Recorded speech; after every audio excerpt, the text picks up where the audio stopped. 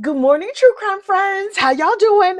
Look, we need to talk about this Katie Restelli. An eagle-eyed gossip over there in American Fork, Utah, the Idaho region of the United States, has sent me the probable cause affidavit for this case. And yo, I have been, mm, I would be hard pressed to find a dumber criminal than this lady. So we need to go through it. But first, you know what you need to do. Please like this video and subscribe to the channel. We recently made 10,000 subscribers. Oh my God, I cannot believe it. I'm still planning our 10,000 sub celebration. Please stay tuned for that. But look, this Katie Restelli, y'all, she's a whole mess. But let me just give you the brief overview on this case. Okay, so Katie Restelli was married to Matt Restelli. And she was like, I really don't like being married to you. So she left California and she went to her mama's house over there in American Fork, Utah, right? And so she was like, hey, mom, I know all of my adult siblings still live at home with you, but I'm going to move in with my two kids, ages 3 and 5, because that seems like a brilliant idea. House is not going to be crowded at all. Okay, I have questions, but we not gonna tarry on that point. So she moves in with her mama with her two kids, and then the whole family is like, you know what, let's do? Let's plot an unfortunate unaliving of my ex-husband, and that's going to be good. Am I going to tell him I want a divorce? No, that seems inconvenient. It seems better to just take him off this mortal coil. These are terrible, excuse me, oh my goodness. These are terrible human beings. So she's like, Matt, can you come to see me in Utah? He's like, girl, why don't you just come home? And she's like, no. If you come over here to see me in Utah, then we can talk about it. And he was like, ugh, I so don't want to drive to Utah, but he drives to Utah. And as soon as he steps through the door, Katie's brother, Kevin, fills him full of lead. 8 shots, y'all. Ridiculous. But here's the thing. This shot, he shot him. Wait, I wrote it down. Twice in the chest, shot him in the torso, the back, the hip, and the wrist. He basically just like shot him all up. He gave him all the lead that there was on offer. Anyway, so poor Matt is laying there, no longer on this mortal coil. I sincerely hope he's over there off at the Endless Heaven buffet. I'll see you in the key lime section when I get there.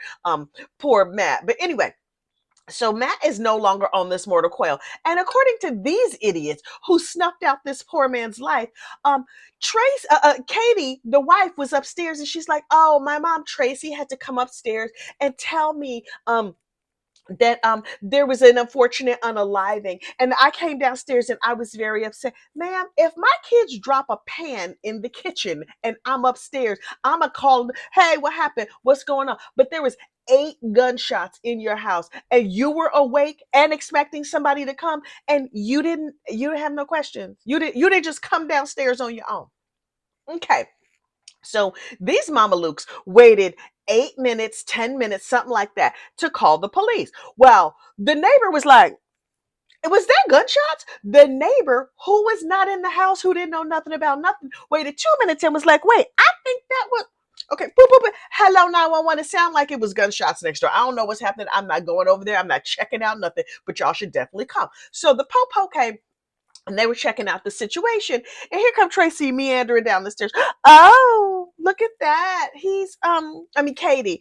Tracy's the mama. Katie is the daughter, the wife. And then Matt is the one who's no longer on this mortal coil. And Kevin is the brother. We gonna get it all together, I promise. Anyway, so Katie comes downstairs and she's like, oh, there's my husband, dead like a carp on the floor. This is terrible. And the cops get there and they're like, okay, look, oh yeah, he's all Swiss cheesed up. So we just gonna call, like the meat wagon to take him away. May he rest. And the cops are like, okay, so who had the gun? And brother Matt was like, oh, this whole thing. I mean, he was attacking me and it went off. Do you want it? It seems very dangerous. You should maybe put that in a baggie or something. And the cops are like, okay, we're just going to ask questions and gather information about everything that happened. So Matt, since you have just told us you were the one holding the weapon, can you come outside and talk with us for a minute, please? We just want to like get your name and get some information. And he's like, sure, I'll go outside. Tracy, the mama, as Matt is going out the door, screams, don't say anything. Ma'am, um, I don't know if you know how crime works. That's real suspicious, real suspicious. But I was like, okay, stay stupid, idiots. But like, okay, so Matt goes outside and he's just like, I mean, so what happened was he came through the door and he attacked me with the knife. As you can see, there's a knife in his hand. I don't know where it came from. It was a tactical knife.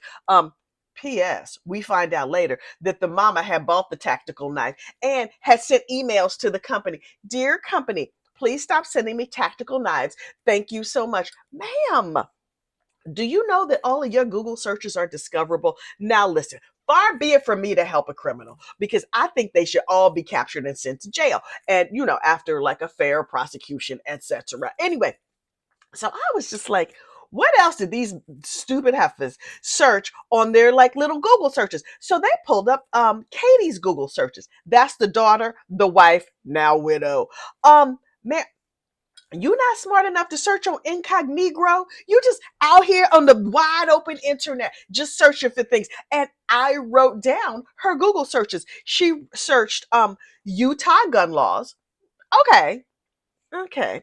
Um, how to file for a divorce. Oh, okay, you wanted to know how to apply for a passport, ma'am. Mm-mm, mm-mm. How to apply for a children's passport for your two kids, presumably. Okay, how to get a passport fast. Ma'am, this is increasingly looking suspect. But I'm not a lawyer. I'm just a regular gossip over here in New Jersey on the internet, just giving you good life advice. Don't unfortunately unalive people. Also, the dark mode on search is there for a reason. I'm not trying to help. I'm just telling. So, see how to get a fast passport. Cemeteries in American Fork, Utah. Girl, I, okay. She also searched Donna Adelson. Tell me everything about Donna Adelson. Donna Adelson, for the uninformed, is another grandmother who was assisted in the unfortunate unaliving of her son-in-law. Y'all out here just searching Donna Adelson. Everybody knows Donna Adelson's in jail. Maybe you should search for dear Google, dear Chat GPT. Tell me about somebody who did terrible things and got away with it. You know who you don't want to search for? Donna Adelson, because you know where Donna Adelson is? In jail, probably for the rest of her life. Lady, y'all are bad at crime. Clearly, these are not true crime fans. Now, listen, I, from the bottom of my heart, believe that there's some true crime fans out here who are actually just like doing things and getting away with it because they smart enough to leave stuff alone. They like, okay, let me go down to my public library. And we don't hear about true crime fans getting caught that often because they're getting away with it. But you ain't heard that from me. Anyway, finally, a friend of hers came over and was like, oh my goodness, I'm so sorry to hear about your husband. It's terrible. And she's like, it's okay. I'm happy now. Girl, maybe you think your friends are better than they are, but your friends was like, oh, okay. Boop, boop, boop, boop, boop. Hello, officer. This heifer out here saying stuff that sounds straight crazy, all kinds of crazy. And so the police were like, okay, thank you. We're gonna write that down, and we're gonna search all the records and the cell phone data and all the whatever, so we can just confirm and guarantee that what you said, she said. And I was like, So they went and they searched the house, the cops, when they was there, and they were like, okay, so whose room is this? This is where the kids are sleeping. P.S. How do kids sleep through 8 bullet shots? Them kids sleep good. When my kids were 2 and 3, you couldn't like fart too loud. The kids would be like, I need a drink of water. I want a peanut butter. So they woke up for everything. These kids slept through 8 gunshots. Okay, did they give them kids some Benadryl or something like that? I need to know. Anyway, so they go around the rooms, and like I previously mentioned, the adult children of this woman, Tracy, still lived at home, including Kevin, the trigger man. So they go in Kevin's room, like, Kevin, is this your room? Oh, we see this is your room because your driver's license is here on the nightstand. Okay, so we know this is your room. Thanks so much. And then they see a rolled up dollar bill and some cocaine. Sir, listen, maybe that was your emotional support narcotic. I do not know. Unclear. But pro tip from me to you, far be it from me to help an unaliver, but I understand that you need a little something to like get your courage and get your nerve together. Okay, cool, cool, cool, cool, cool. Um, and I understand that some men are not as tidy as others. Great. So if you're going to do a little bit of an emotional support narcotic before you take somebody's life, you might want to, number one, put your identification away. Because it's not like the cops could be like, oh, these narcotics belong to that particular person. Only if you left your driver's license rolled up next to the remnants of your narcotic use, the cops have highly sensitive recording devices on their faces called their eyes, and they're going to be able to tell that that was your drug, sir. These are the dumbest criminals alive. Stay stupid, douchebag. They're going to do great in jail. Something tells me they're going to blend. The narcissism will cause them to blend. But will they do well? I'm going with no. I'm absolutely going with no. But then I also have recently received from the same eagle-eyed gossip more arrest records on this family. Oh, I'm going to read through them. I'm going to report on them live right here on my channel. Also, I'm keeping an eye out on these monkeys down here in South Carolina. You know, the ones that escaped from the Alpha Genesis a place where they over there breeding monkeys. Team Monkey, Run Monkeys, Run. Do those monkeys get the internet? I have questions. Let me be abundantly clear. I think that Alex Murdaugh set the monkeys free. Yes, Alex Murdaugh is reportedly in prison, but maybe they have like a monkey assistance work release. I don't know how South Carolina works. Also, it's some shady people down there in South Carolina. Not everybody South Carolina. Not all of y'all is bad, but I'm just saying, I personally, from the bottom of my heart, believe that Alex Murdaugh has set these monkeys free because he does everything bad in South Carolina, him and his compatriots. And so these monkeys, only 6 pounds each. They're like the size of a cat, each one. Oh, poor little monkeys. So 42 monkeys escaped. And they've been in batches, they've been capturing them. And they're like, we promise to be nice to the monkeys when we get them back. Sure, Jan. They're like, we don't do terrible things to the monkeys. We breed them here so they can be sent off to other places for other people to do terrible things to them. So y'all part of the monkey global supply chain.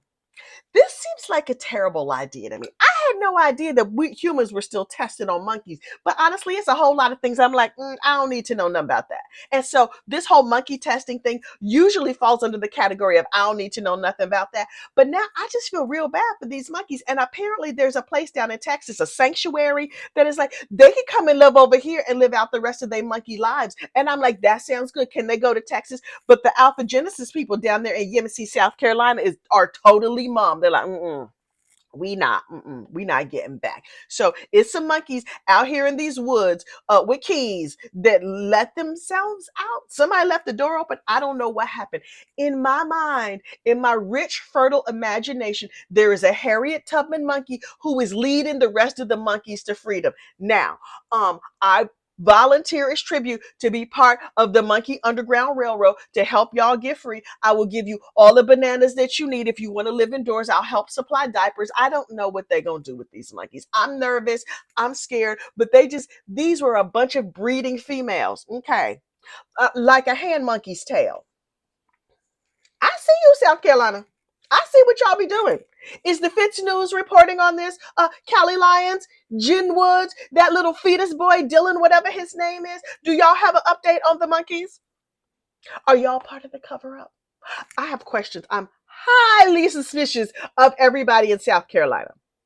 Okay, not everybody in South Carolina, but I'm highly, highly suspicious of a lot of people in South Carolina because I watched that Alex Murdaugh trial and I see how y'all roll. Nervous. I'm scared to death of these monkeys. Anyway, if you see a monkey, point them towards freedom. Don't call those evil Alpha Genesis people, y'all. Monkeys, if you have the internet, run, girls, run. Harriet, lead the monkeys to freedom. Okay, so look, last but certainly not least, as I'm making this video, I just realized this picture right here, I mean, yes, obviously it's a picture of me, but I'm shocked at how much this picture looks like me this morning. The glasses, the big eyes, the green shirt that matches the green background, the red eye. Okay. That's weird, but also highly accurate, because when I want to know every single thing, this is the post. I'm like, I tell me every single thing. So that's not an actual live picture. That's a cartoon.